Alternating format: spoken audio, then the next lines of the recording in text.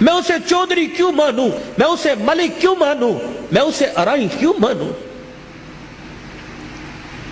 جس نے تقسیم جائیداد کے وقت بیٹوں کو یاد رکھا، بیٹی کو یاد ہی نہیں رکھا۔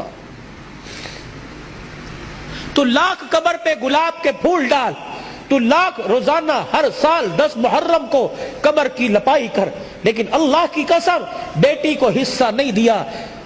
گھر کی مفلسی اور گھر کے حالات پتلے دیکھ کر، جب بیٹی کے گھر کا میٹر بجلی کا بل زیادہ آنے پر بجلی کٹے گی، گیس کا کنیکشن کٹے گا، جب ماں سے بچے روٹی مانگیں گے اور ماں دوپٹے میں منہ دے کے روئے گی، تو کیا اللہ تجھے قبر میں سکون کی کروٹیں دے گا؟ نہیں نہیں۔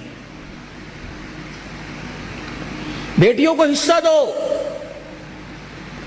بہت سخت پکڑ ہے، قیامت کا دن ہوگا، اللہ پوری روح زمین کو لوہے کی بنائیں گے، پھر جہنم میں اسے جہاں تک اس کی مرضی اس کو گرم کیا جائے گا، پھر اس پوری زمین میں سوراخ کر کے ایک جہنم کی زنجیر اس میں ڈالے گا۔ اللہ فرمائیں گے لاؤ، جس نے دنیا میں بیٹی کو حصہ نہیں دیا، یہ زمین کی سلیٹ اس کے گلے کے اندر ڈال دو اور درے مار مار کے پورے میدان معاشر کا چکر لگاؤ۔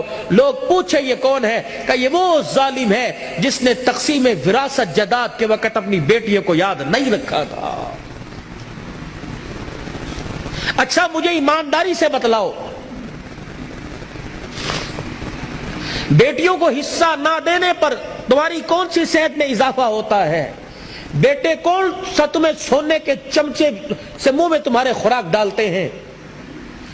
اور یاد رکھنا، مرنے کے بعد بیٹے، اللہ ان کو زندگیاں دے، بیٹے جائیداد کے وارث ہوتے ہیں، لیکن بیٹیاں جب تک زندگی ہے باپ کی چرپائی کی وارث ہوتی ہیں۔ نہیں بھولتیاں، کمیٹیاں ڈال ڈال کے باپ کا ختم کروائیں گی، اپنے خامد سے مانگ مانگ کر پیسے جوڑ جوڑ کے جا مسیتے مٹھائی دیا، مولوی صاحب نو کہیں میرے ابو نو سال ہو گیا دعا کر دیں۔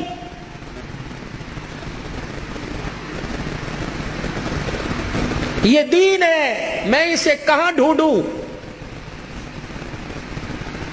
میں اسے کس خطیب کی زبان پہ تلاش کروں؟ کس مورخ کی تاریخ میں تلاش کروں؟ کون سے فسانے اور کون سے ناول میں اور کون سے سنڈے میگزین اور ایکسپریس اور نوائے وقت اخبار میں تلاش کروں؟